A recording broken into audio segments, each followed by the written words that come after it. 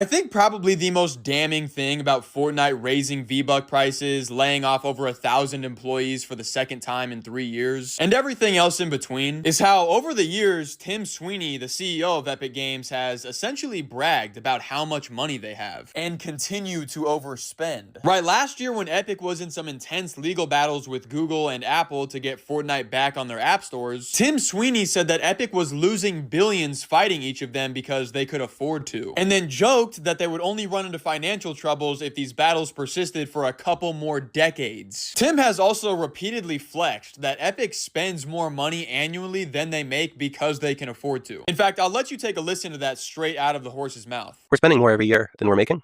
And for a bit of time, we were spending over $1 billion a year more than we were making, and we found that to be unsustainable, and we went through some painful layoffs at that time.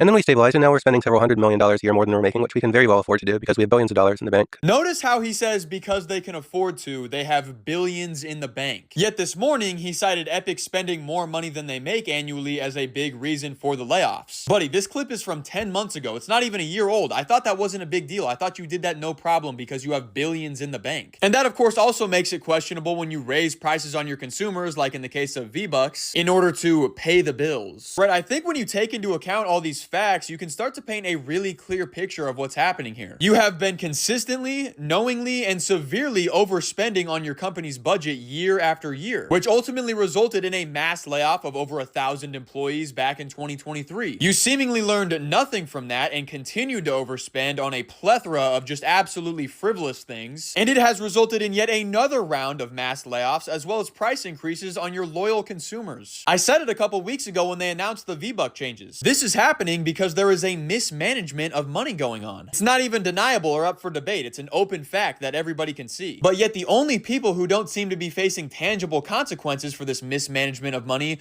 are the people mismanaging the money. Riddle me that.